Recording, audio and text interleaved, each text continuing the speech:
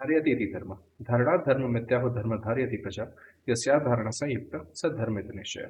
नमस्कार मित्रों, कैसे हैं आप लोग? उम्मीद करता हूँ सब अच्छे होंगे। मैं हूँ आपका मित्र द लॉजिकल स्टोरी टेलर। तो चलिए महाभारत की कथा को आगे बढ़ाते हैं। पिछले वीडियो में हमने पांडवों के जन्म तक कथा सुनी थी। तो जब दुर्योधन का जन्म हुआ था तो उस वक्त बहुत से निमित्त यानी ओमेंस दिखने लगे थे, जिसको उस टाइम लोग अपशगुन मानते थे। जैसे गधों का जोर जोर से रेंकना या आवाज लगाना, जोर से आंधी चलना, पेड़ गिर जाना, कौवों का चिल्लाना एटसेट्रा। ये सब देख के विदुर ने धृतराष्ट्र से कहा कि राजन, आपके 100 पुत्र और एक पुत्री है।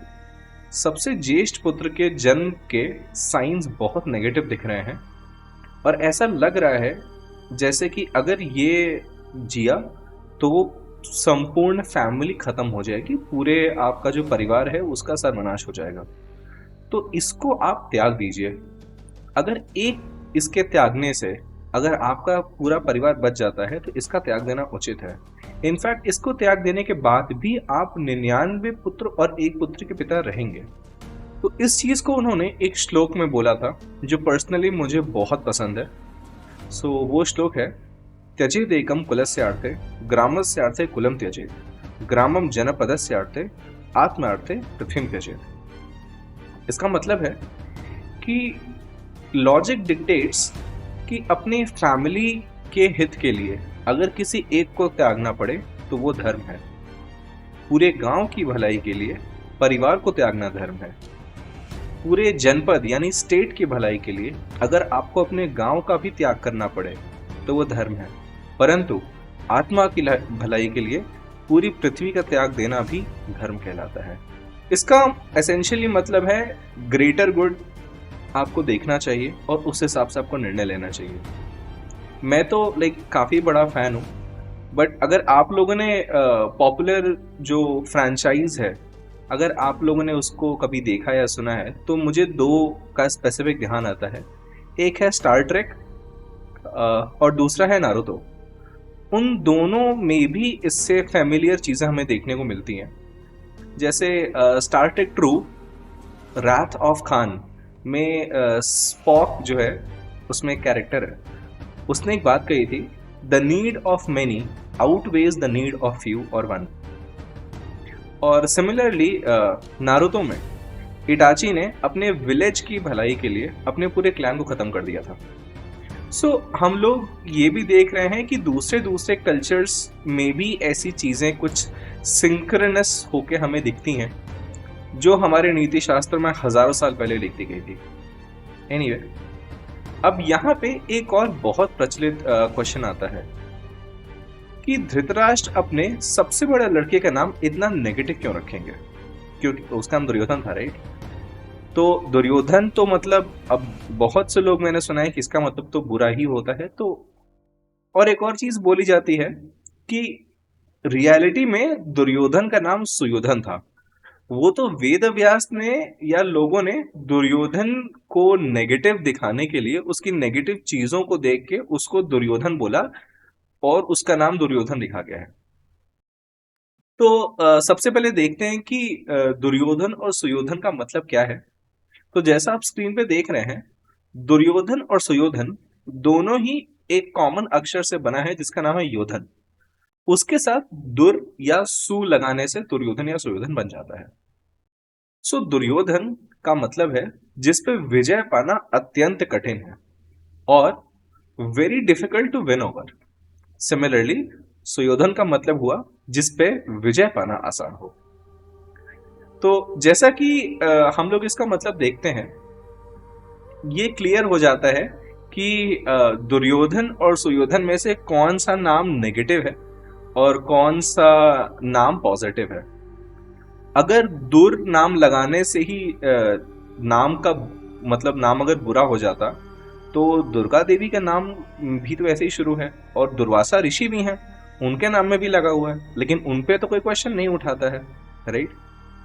एनीवे, इनफैक्ट एक इंटरेस्टिंग चीज आपको बताता हूं, महाभारत में कुछ जगह दुर्योधन को सुयोधन भी कहा गया है, लेकिन गेस व्हाट, दुर्योधन को सुयोधन मोस्टली पांडव कहते थे। और किसी ने कभी नहीं कहा है, क्योंकि ऑब्वियसली वो उनसे युद्ध में हमेशा हार जाता था और उसके सारे जो प्लान्स थे सारे हमेशा फेल होते थे। तो इससे ये चीज तो क्लियर होता है कि ये भी एक बहुत बड़ी भ्रांति है लोगों में जो क्लियर होनी चाहिए। अगर ये क्लियर हो गया है तो मेरे हिसाब से आप लोग को ये भी समझ में आ गया होगा कि दुर्योधन को सुयोधन बताना सिर्फ एक अनसक्सेसफुल अटेम्प्ट है टू जस्टिफाई दुर्योधन। तो चलिए कहानी को आगे बढ़ाते हैं। तो विदुर और भीष्म और अन्य जितने भी लर्नेड पंडित थे वो भी समझाते हैं कि दुर्योधन को त्याग दीजिए, परंतु धृतराष्ट्र नहीं मानते हैं और उनके बच्चे बड़े होने लगते हैं।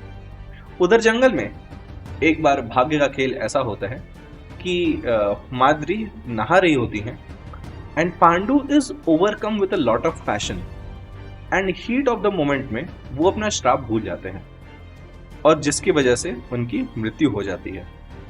माद्री को उस चीज का इतना गिल्ट होता है कि वो पांडु के साथ ही उनकी चिता पे मरने का प्रण ले लेती हैं। उनको सब लोग इंक्लूडिंग कुंती भी समझाते हैं कि इसमें आपका कोई दोष नहीं है, ये भाग्य का खेल है, इसमें आप कुछ नहीं कर सकते। लेकिन Madri is too much in guilt and she is like I can not live with this anymore. So वो भी अपना प्राण त्याग देती हैं। अब कुंती जो है 5 पांडवों के साथ जंगल में अकेले रहती हैं। तो वहां के ऋषि बोलते हैं कि अब अकेली आपके लिए इन 5 बच्चों को बड़ा करना जंगल में उचित नहीं होगा। इसलिए वो सारे पंडित और सारे जो ब्राह्मण होते हैं वो पांडवों के साथ कुंती को लेके हस्तिनापुर चले जाते हैं। पांडवों के आने पर सब लोग बहुत खुश होते हैं, दुर्योधन के अलावा, क्योंकि अब तक उसकी एयर या उत्तराधिकार जो था उसका कि वो ही राजा बनेगा, उसके सामने कोई कंपटीशन नहीं था। लेकिन अब आ गया था, क्योंकि युधिष्ठिर एक तो दुर्योधन से उम्र में बड़ा भी था और दुर्योधन ये देख रहा था कि सब लोग युधिष्ठिर को पसंद भी कर रहे हैं, लेकिन दुर्योधन के पास और कोई ऑप्शन नहीं था। तो सारे बच्चे बड़े होने लगते हैं। अब पांडवों का नेचर शुरू से ही, जैसा वेदव्यास ने बताया, बहुत ही लाइकेबल नेचर है। मतलब सबसे प्यार से, अच्छे से, रिस्पेक्टफुली बात करना, बड़ों का आदर करना, उनका कहना मानना। स्पेशली युधिष्ठिर बहुत वाइज है, तो लोग उन्हें बहुत पसंद कर रहे हैं। ये चीज देख के कौरवों को थोड़ी सी जेलसी होती है। स्पेशली दुर्योधन एकदम आग बबूला जलने लगता है वो। खैर, तो व्यास महाभारत में तो इट्स रिटन दैट दुर्योधन तो ये भी कहता है कि तुम लोगों को पता है कि तुम लोग कैसे पैदा हुए हो, ठीक है, और जिसके बाप का कोई ठिकाना नहीं है, ऑल दोस थिंग्स। खैर, कुछ टाइम बीतता है और बच्चे बड़े होने लगते हैं। अब भीम जो है शुरू से ही बहुत ज्यादा बलवान थे, मतलब उनके अंदर एक सुपर ह्यूमन वाली पावर थी। तो जब भी पांडव और कौरव खेलते थे, भीम बाकी बच्चों के साथ काफी मस्ती करते थे। जैसे कि जब पेड़ पे चढ़ रहे हैं तो पेड़ को जोर से ऐसा झकझोर के सबको गिरा देना। तालाब में जब नहाने गए हैं तो बच्चों का पानी में सर डुबा के खूब हंसना, और जब they are gasping for breath तब बाहर निकाल देना। ऑल्दो भीम के मन में एज पर द टेक्स्ट कोई भी कभी भी मैलिस नहीं था, लेकिन इतना ज्यादा रॉ पावर था कि अभी उन्हें इस चीज की समझ ही नहीं थी कि क्या सही है क्या गलत है। और इस चक्कर में ये जो उनका बुली नेचर था ये बाहर आता था। अब उसके साथ हस्तिनापुर के लोग उनको इतना ज्यादा पसंद कर रहे थे कि दुर्योधन को लग रहा था कि उसका जो युवराज वाला पद है वो मुश्किल में आ जाएगा, बिकॉज युधिष्ठिर को बचाने के लिए भीम है और भीम से ज्यादा ताकतवर अभी हम लोग में से कोई भी नहीं है। तो अब दुर्योधन सोचते हैं कि इसको तो रास्ते से हटाना पड़ेगा। तो एक बार क्या होता है कि दुर्योधन प्लान करता है कि भीम को ही खत्म कर देते हैं, अगर इसको मार देंगे तो बाकी पांडवों को तो मैं देख लूंगा। तो कौरव पांडवों को बुलाते हैं यमुना में खेलने के बहाने से, और उधर बढ़िया सा खाने की पूरी सेटिंग करा देते हैं। उसके बाद पांडवों को सबको खाना वाना खिलाते हैं और भीम के खाने में कालकूट नाम का एक जहर मिला देते हैं, जिसके बाद सब पांडव जब खाते हैं तो खेल वेल के सारे बच्चे थक जाते हैं और भीम अनकॉन्शियस यानी बेहोश हो जाते हैं। तो दुर्योधन कौरवों की मदद से भीम को बांधता है और यमुना में फेंक देता है। इस होप में कि जब तक जहर का असर होगा भीम बहुत नीचे जा चुका रहेगा और जहर से मरेगा मरेगा, नहीं तो डूब के तो मर ही जाएगा। अब भीम इतने ज्यादा स्ट्रांग रहते हैं कि जहर का भी प्रॉपर असर हो नहीं पाता है और वो रिवर बेड को जैसे ही टच करते हैं तो फॉर्चुनेटली वो नागलोक में चले जाते हैं। उधर वो नाग के ऊपर गिरते हैं और उनके वजन से बहुत सारे नाग ऐसे ही दब के मर जाते हैं और फिर नागों को गुस्सा आता है और वो भीम को डसने लगते हैं। तो ऐसा कहते हैं ना कि जहर को जहर ही काटता है, तो वो मुहावरा एक्चुअली यहीं से आया है। तो होता क्या है कि नाग जो डसते हैं उस जहर की वजह से कालकूट का जो असर है वो समाप्त हो जाता है। जब वो उठते हैं तो बाकी सांप जो उन्हें डस रहे होते हैं भीम उनको भी मारना शुरू करते हैं।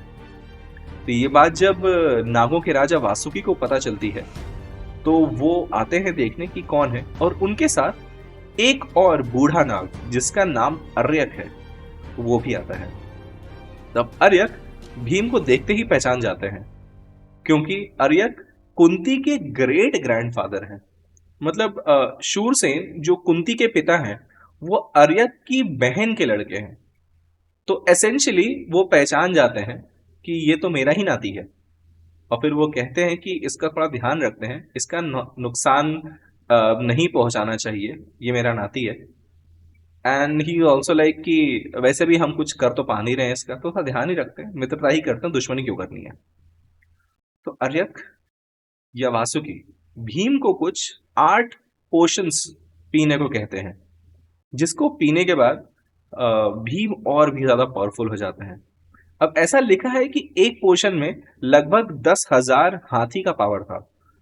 अब मुझे लगता है कि ये एक मेटाफर है जस्ट टू टेल कि भीम के पास जो स्ट्रेंथ थी वो अब मल्टीट्यूड्स टाइम मतलब और कई गुना ज्यादा बढ़ जाती है, काइंड ऑफ लाइक बाहुबली। तो भीम बच के कुछ 8 दिन बाद आ जाते हैं। अब ऐसा नहीं है कि 8 दिन तक सब लोगों है कि ये आ जाएगा कहाँ जाएगा, ऐसा नहीं है। कुंती बहुत ज्यादा टेंशन ले रही होती है, she is faring for his life. खैर भीम आते हैं, बताते हैं कि क्या हुआ है। अब ये लोग कई साल बाद आए हैं और इनको ये भी नहीं पता कि किस पे ट्रस्ट कर सकते हैं किस पे नहीं, क्योंकि दुर्योधन तो खैर राजा का बेटा है ना, तो वो डर के मारे किसी से कुछ कहते नहीं है और कुंती बस ये कहती है कि तुम लोग अब से एक दूसरे का ध्यान रखो और एक दूसरे के साथ रहो। अच्छा, अब पॉपुलर सीरीज में ये दिखाया जाता है कि ये पूरा जो जहर देने का जो पूरा सीक्वेंस है, जो पूरा षड्यंत्र है, ये शकुनी का रहता है। लेकिन महाभारत में काफी क्लियर है कि ये पूरा आइडिया और एग्जीक्यूशन सब कुछ दुर्योधन का था, शकुनी का वहां पे नाम तक नहीं है और शकुनी का इसमें कोई रोल नहीं रहता। इंटरेस्टिंगली जैसे जैसे स्टोरी बढ़ेगी आप ये देखेंगे कि शकुनी को जितना ईवल और मलिशियस दिखाया गया है वो एक्चुअली में उतना है नहीं। उसकी हरकतें हैं कि लोग उसको मारें, लेकिन जिस लेवल पे उसको सीरीज में दिखाते हैं व्यास रचित महाभारत में ऐसा नहीं है। खैर ये अनसक्सेसफुल अटेम्प्ट के बाद दुर्योधन चुप नहीं बैठता है। वो फिर से एक दिन भीम को डराने के लिए भीम के सारथी का वध कर देता है। ऐसे ही एक बार दुर्योधन भीम के खाने में फिर से जहर मिलाता है, लेकिन युयुत्सु दुर्योधन का जो सौतेला भाई रहता है वो भीम को वार्न कर देता है। तो दुर्योधन के नॉन स्टॉप प्लान चलते रहते हैं भीम को मारने के लिए, लेकिन भीम अपने बाहुबल की वजह से हमेशा बचते रहते हैं। ऑब्वियसली भीम और दुर्योधन की नफरत, स्पेशली दुर्योधन की तरफ से पांडवों के लिए नफरत हर दिन बढ़ती जाती है। इतने में विदुर और सारे बड़े देखते हैं कि these guys are up to no good, तो एक काम करते हैं अब इनकी ट्रेनिंग शुरू कर देते हैं ताकि थोड़ा सा जो इनका एक एंगर है या पावर है थोड़ा चैनलाइज हो सके। तो उस समय वो लोग सोचते हैं कि इनको गुरुकुल भेज देना चाहिए और उस समय हस्तिनापुर के जो कुल गुरु रहते हैं वो रहते हैं कृपाचार्य। तो स्टार्ट की बेसिक वॉरफेयर ट्रेनिंग कृपाचार्य ही देते हैं।